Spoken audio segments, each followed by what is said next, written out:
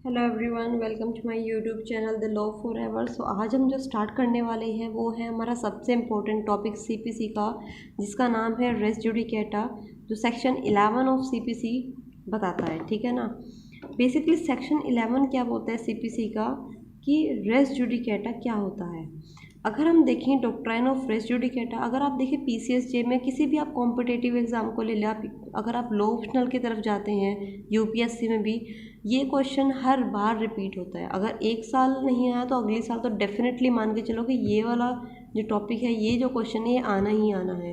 And basically हमें UPSC में है या फिर आप किसी भी कंपटीशन एग्जाम में देते हो, आपको ज़्यादा नहीं लिखना होता, आपको लिमिटेड मटेरियल लिखना होता है, लेकिन जो इंपॉर्टेंट है वो लिखना होता है। तो बेसिकली ये वीडियो आपके लिए सबसे ज़्यादा इंपॉर्टेंट है अगर आप किसी कंपटीशन की तैयारी कर रहे हो, अगर आप पीसीएसजे की या फिर आप यूपीएससी लॉ ऑप्शनल से कर रहे हो, है ना। सबसे बहुत इंपॉर्टेंट है, आप ध्यान से देखना। सो बेसिकली जो डॉक्ट्राइन ऑफ रेस जुडिकेटा है, इसमें सबसे इंपॉर्टेंट बात क्या है कि यूनिवर्सल डॉक्ट्राइन है। मतलब कि आप किसी भी देश में चले जाओ, आपको रेस जुडिकेटा का कंसेप्ट मिलेगा ही मिलेगा। अब क्या होता है, जो डॉक्ट्राइन है ये, this is the rule of conclusiveness of judgment. मतलब कि ये कंक्लूसिवनेस करती है जजमेंट को, यानी कि जजमेंट को पूर्ण करती है, ख़त्म करती है एक तरीके से। ठीक है ना। दूसरा, जो रेस जुडिकेटा में रेस का मतलब है things and judicata means adjudicate, means जो चीज़ जो है, जो थिंग है या फिर जो मैटर है जो डिस्प्यूट में आ रहा है, वो एडजुडिकेट हो चुका है एक बार। आप उस पर फैसला दे दिया है कोर्ट ने, अब ये नहीं है कि आप उस पर दोबारा लेकर आओगे। क्लियर। बेसिकली जो डॉक्ट्राइन है वो मैंडेटरी हो जाती है अगर सेक्शन 11 में जो कंडीशंस दी हुई हैं सीपीसी में वो फुलफिल्ड हो जाए तो। Because this is a rule of procedure, क्योंकि कंडीशन अगर फुलफिल हुई तो उसका प्रोसीजर शुरू हो जाएगा।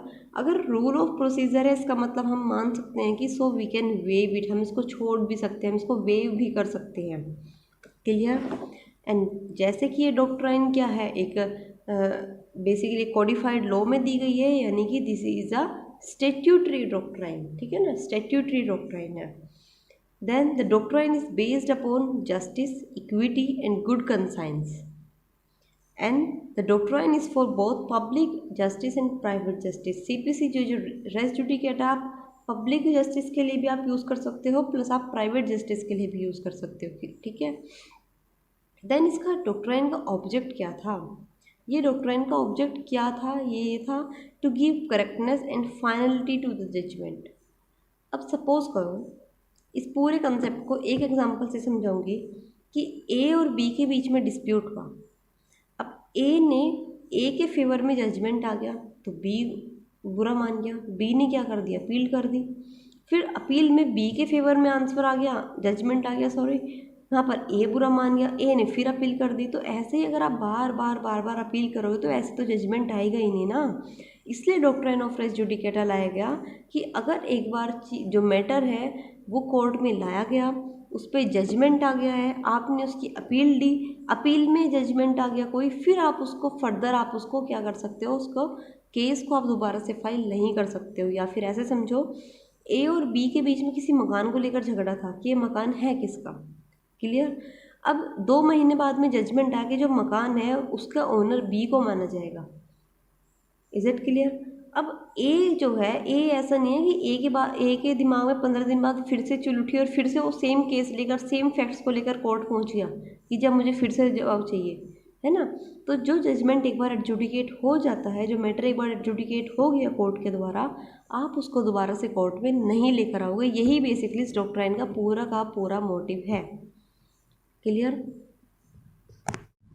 अब देखिए, हम अगर बात करें इसके ओरिजिन की, ठीक है ना, तो इसका ओरिजिन 2 मैगजीन से आया था बेसिकली, जिसमें पहली का मतलब होता है कि no man should be vex twice for the same cause, यानी कि एक ही बंदे को एक केस के लिए, सेम कोज के लिए 2 बार परेशान नहीं किया जाएगा। सेकंड है इंटरेस्ट रिपब्लिका लिटिसिट फिनिस लिटियम, जिसका मतलब होता है it is the interest of state, ये स्टेट का इंटरेस्ट होता है कि वो लिटिगेशन को एंड करे। बेसिकली जो ओरिजिनली अगर हम बात करें तो रेस जुडिकाटा खाली सिविल शूट्स पर अप्लाई होता था, लेकिन आज क्या है, वो अप्लाई होता है अपील पे भी, रिवीजन पर भी, इंडस्ट्रियल एडजुडिकेशन पे भी, रिट पे भी। रिट में एक एक्सेप्शन केस आ जाता है कि हैबियस कॉर्पस पर रेस जुडिकेटा अप्लाई नहीं होगा। क्यों नहीं होगा? क्योंकि बेसिकली हैबियस कॉर्पस हम टू हैव अ बॉडी, जिसका मतलब होता है कि एक बंदे जो है उसकी बॉडी को आप रिप्रेजेंट करो हमारे सामने। तो बेसिकली अगर किसी बंदे की बॉडी से रिलेटेड कोई केस है तो आप उसको 2 बार भी कोर्ट में ले जा सकते हो। कि इलीगल डिटेंशन के लिए कोई है तो आप 2 बार ले जा सकते हो। उसके लिए अगर आपको सेटिस्फेक्शन नहीं हो रहा है, आपसे ये नहीं बोला जाएगा कि अगर आपको एक बार जजमेंट मिल गया तो आप दोबारा कोर्ट नहीं आ सकते हो। अब हम देख लेते हैं इसके असेंशियल एलिमेंट्स। सो बेसिकली अगर हम बेयर एक्ट की लैंग्वेज से ही देख रहे हैं तो असेंशियल एलिमेंट में हम देखेंगे कि हमेशा रेस जुडिकेटा में 2 शूट्स होंगी, एक फॉर्मल सूट, एक सब्सिक्वेंट शूट। तो बेसिकली रेस जुडिकेटा जब भी अप्लाई होगा वो मेरी सब्सिक्वेंट शूट पे अप्लाई होगा। फॉर एग्जांपल मैं ए और बी के बीच में कोई केस हुआ तो जजमेंट बी के फेवर में आ गया तो ए अपील में चला गया। तो यहाँ पर बोल सकता है बी कि जज साहब इस चीज़ का जजमेंट पहले ही आ गया है और अब ये क्या कर रहा है, दोबारा से फर्दर आपकी केस लेके आ रहा है कोर्ट में, सेम सिचुएशन पर, सेम सर्कमस्टेंसेस पर, सेम फैक्ट्स पर, जो कि वैलिड नहीं है। तो यहाँ पर जो सब्सिक्वेंट सूट है उस पर क्या है, रेस जुडिकेटा अप्लाई होगा। सेकंड आता है जो फॉर्मल सूट है या फिर जो सब्सिक्वेंट सूट है, वो दोनों पार्टीज़ के बीच में होती है या फिर दोनों पार्टीज़ के बीच में अंडर होम दे और any one of them claim. For example कोई दहेज का केस आया, ठीक है ना। पहली बार के में केस में तो क्या हुआ, खाली सास ससुर ये सब थे। लेकिन सेकंड वाले में क्या किया उन्होंने, सास को छोड़ दिया, खाली ससुर और बेटे के कर लिया। तो इनके एनी ऑफ दैम भी हो सकता है या फिर वो पार्टीज़ भी हो सकती हैं जो पहले वाले केस में थी, जो फॉर्मल शूट में थी। फॉर्मल सूट मतलब जो पहले केस दायर किया। सब्सिक्वेंट शूट मतलब जो पहले का जजमेंट है उसकी अपील में आप दूसरा केस जा रहे हो लेके, है ना, सेम फैक्ट सर्कमस्टेंसेस पर। अब जो फॉर्मल सूट और जो सब्सिक्वेंट शूट है वो सेम टाइटल पर लिटिगेशन होनी चाहिए, है ना। सेम लिटिगेशन है, सेम टाइटल पर है। अगर पहली आपने दहेज हत्या पे की थी तो दूसरी भी दहेज हत्या पे ही होगी, ठीक है ना। ये सब formal suit and subsequent shoot क्या होगा, matter directly and substantially in issue same होना चाहिए। Directly in issue and substantially issue में क्या हो जाएगा, देखिए इसमें मेरे पास 2 चीज़ें आती हैं जो मैं आगे बताऊंगी, ठीक है ना। ये चीज़, ये फैक्ट है, ये मैं आगे बताने वाली हूँ, ठीक है ना। फिफ्थ देखिए, जो फॉर्मल सूट है और जो मेरी सब्सिक्वेंट शूट है उन दोनों को ही डिसाइड करने के लिए कोर्ट जो है वो कॉम्पिटेंट होनी चाहिए। सिक्स्थ बोलता है मेरा कि जो इशू है वो अच्छे से सुना जाए तभी एक फाइनल डिसीजन दे कोर्ट। ये इसके असेंशियल एलिमेंट है। ये जो फोर्थ पॉइंट मैंने छुड़वाया है ये मैं एक्सप्लेनेशन में से करूँगी, इसलिए मैंने क्या किया, इसको छोड़ा है यहाँ पर। अब देखिए इसका पर्पस जो होगा, इसका पर्पस क्या है कि to avoid multiplicity of the proceedings. बहुत ज़्यादा केसेस आप एक ही चीज़ को बार बार प्रोसीडिंग्स ला रहे हो, बार बार लिटिगेशन में ला रहे हो, तो उस चीज़ को अवॉइड करना। To redress the possibility of conflicting decisions. कई बार क्या होता है कि एक मेरे फेवर में आ गया, अगला दूसरे के फेवर में आ गया, मैं फिर कोर्ट चला गया, तो कॉम्प्लेक्टिव जो डिसीजंस हैं उनको आप रिड्रेस करोगे। अब इसमें आपकी 8 एक्सप्लेनेशन है सेक्शन 11 में, और 8 में से ही आपके क्वेश्चंस पूछे जाएंगे। ये पूरा कंसेप्ट आपका ये है जिसमें से आपके क्वेश्चन पूछे जाएंगे। नोट्स उसी तरीके से आपके क्या हुए हैं, ये तैयार किए गए हैं। बेसिकली एक्सप्लेनेशन 1 बोलता है कि मेरा फॉर्मल सूट क्या होगा। फॉर्मल सूट बोलता है मेरा कि इंस्टीट्यूशन ऑफ शूट, आपने एक केस फाइल किया वो चीज़ ठीक है, लेकिन फॉर्मल सूट वो शूट मानी जाएगी जिसका डिसीज़न पहले आ जाएगा। फॉर एग्ज़ाम्पल ए और बी के बीच में किसी घर को लेकर डिस्प्यूट था। ए ने किसी कोर्ट में क्या कर दी, 1 तारीख को 1/10/2022 को क्या कर दिया, उसने केस फाइल कर दिया, ठीक है।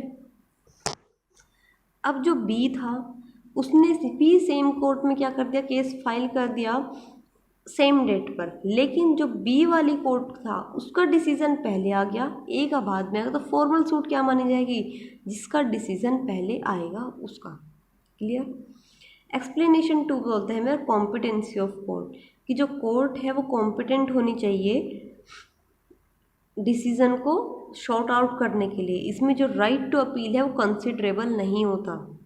एक्सप्लेनेशन 3 बोलते हैं मेरा, जो मैंने फैक्ट इन इशू बोला था ना, constructively and substantially fact in in issue था, यहाँ पर बोलते हैं बेसिकली जो मेरा मैटर इन इशू है, देखिए जो मेरा मैटर इन इशू है वो मेरा दो तरीके से होता है। पहला matter in directly and substantially in issue, दूसरा आता है matter collectively and incidentally in issue. ये तो बहुत कम ही यूज़ होता है, बेसिकली यूज़ मेरा होता है ये वाला, जिसमें मैं बोलती हूँ matter in directly and substantially in issue, जिसमें मेरा सबसे पहले आता है मेरा actual in issue and constructively in issue.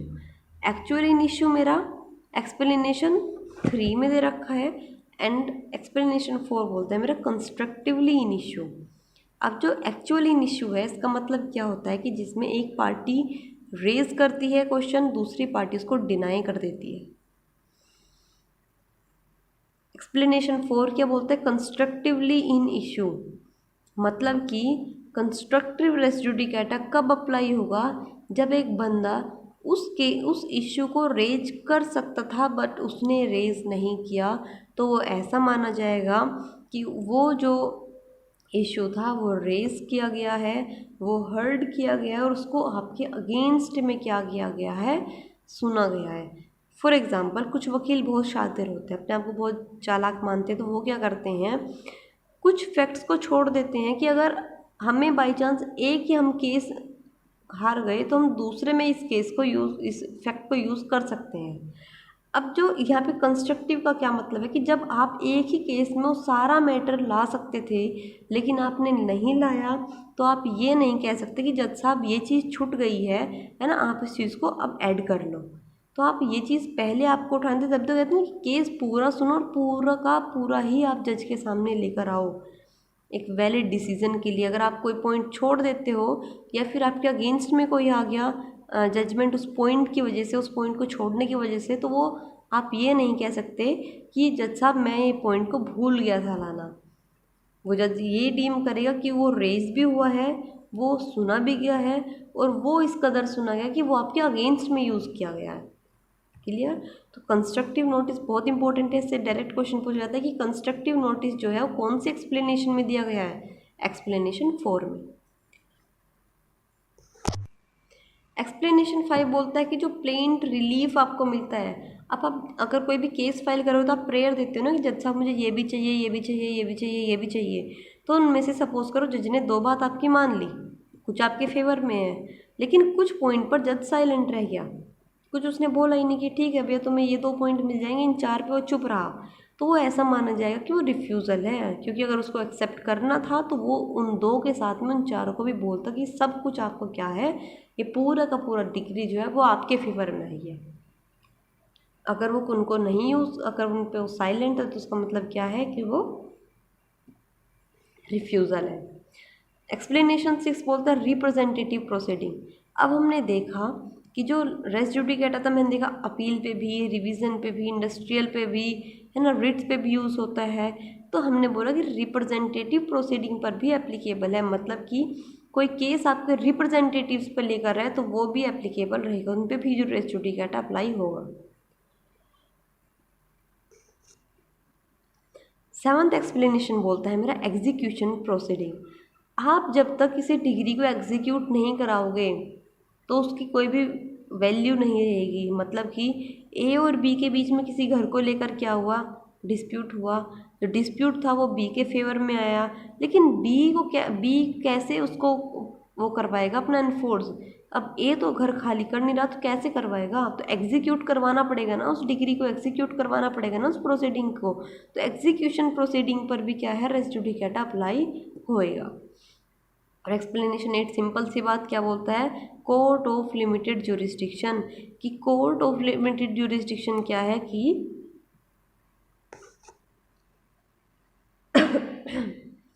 इसका मतलब ये है कि जैसे जुवेनाइल कोर्ट्स या मेरी फैमिली कोर्ट्स होती हैं, उनके पास क्या होता है, वो कोर्ट ऑफ लिमिटेड जुरिस्डिक्शन होते हैं, यानी कि फॉरन जो फॉर्मल शूट है उसके लिए कोई कोर्ट कॉम्पिटेंट थी, और आप बोल दो कि सब्सिक्वेंट शूट के लिए वो कॉम्पिटेंट नहीं है, तो ये नहीं माना जाएगा कि वो अगर कॉम्पिटेंट नहीं है तो वो जुरिस्डिक्शन भी उसके पास नहीं है, या फिर वो उस केस को शॉर्ट आउट नहीं कर सकती। वो भी ऐसा मान जाएगा कि जो सब्सिक्वेंट शूट है, ये जो सब्सिक्वेंट कोर्ट है, वो भी क्या है, उसके लिए कॉम्पिटेंट है। तो ये बेसिकली मेरा पूरा का पूरा क्या था, रेस जुडिकाटा था। इसमें एक चीज़ और आ जाती है मेरी को प्लेंटिफ की, वो हम देख लेते हैं। अब ये क्या बोलता है कि जो बेसिकली जो रेस जुडिकाटा की डॉक्ट्राइन है वो को प्लेंटिफ्स पे भी एप्लीकेबल होगी। फॉर एग्जांपल, एक केस में कोई दो प्लेंटिफ हैं और एक डिफेंडेंट है, ठीक है ना। अब केस डिसाइड किया और उन प्लेंटिफ के बीच में ही डिस्प्यूट हो गया जजमेंट के बाद, तो कोर्ट क्या करेगा, कोर्ट जजमेंट से पहले उन दोनों प्लेंटिफ को सुनेगा, उनकी बात पहले सुनेगा, उनको डिसाइड करेगा, उसके बाद जाके डिफेंडेंट के फेवर में, फिर प्लेंटिफ के फेवर में क्या आएगा, जजमेंट आएगा। बेसिकली इन्होंने क्या बोला कि कोर्ट प्रॉपरली हर करेगा कन्फ्लिक्ट को जो इन दोनों के बीच में आया है, मतलब कि जो को प्लेंटिफ के बीच में आया है, उसके बाद ही क्या करेगा, फाइनली डिसीजन लेगा उस केस के बारे में। क्लियर। तो ये मेरा यहाँ पर रेस जुडिकाटा पूरा का पूरा कंप्लीट हुआ। इससे रिलेटेड अगर कोई भी डाउट हो किसी को भी, तो आप कमेंट बॉक्स में आप भेज सकते हैं। I will definitely reply.